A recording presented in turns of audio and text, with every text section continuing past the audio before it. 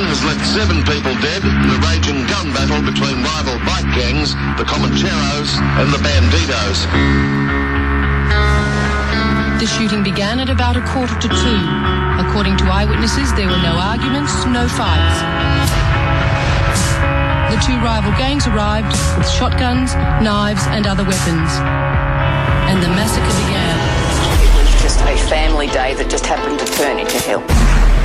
Wow. Yeah, I must confess, I'm too young to remember it, but I suppose you boys would recall that being in the news. Oh, I remember, what I remember 15, vividly about 16, it, I think we were, yeah. there was a, I know that 7 people died in it, but there was a 14-year-old girl who was our age at the time who passed away in it, which made it more vivid for me, I think, at the time.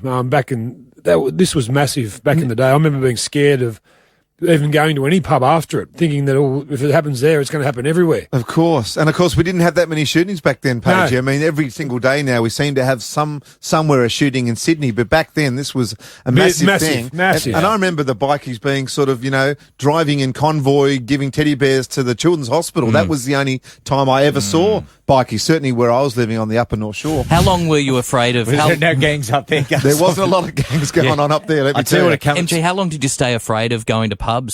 About a did week. it wear off? A couple of days. It's 40. I tell you, a lot came at 63 murder convictions and 147 manslaughter convictions came with the Milperra Massacre. Wow. Unbelievable. Well, we spoke to, there's a movie on it a couple of years ago. We spoke to Matty Nable. Matty Nable, who played starred as Jock. the Scottish dude. I'll tell you what, 30 years ago, we've got a bloke who was there on the day. He's given us a call, Bob in Padstow. You were actually there at the Milperra Massacre. What can you tell us about it? It's a very scary day. What were they like, Bob? Well, can you give us some insight into the 2 gangs, Comancheros and the Bandidos? And who drank at your pub? Which group drank at your pub? Mate, to be honest with you, none of them drank at the pub that we were at. It was actually a neutral. A swap. It was a mutual thing. It was actually a swap meet day for bikes on the day. Okay. I'd actually said to the publican at the time, there's something going on here because there was a lot of things laying beside cars and that normally wouldn't be at the meeting. And when that happened, there was they sort of one group come in and then a couple later another group come in and it went really sour from there. Seeing one guy get out of the car with a shotgun and a lot more innocent people could have been killed quite easily there on the day. Took me months to get over it. To be honest with you, I still brings up bad memories. I don't like it.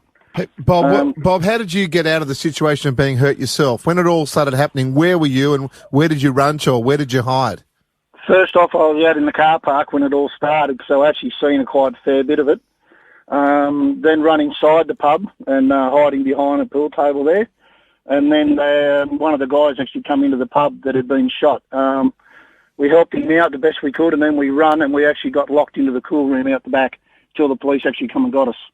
Did you think at any stage, Bob, that, hey, this is it for me?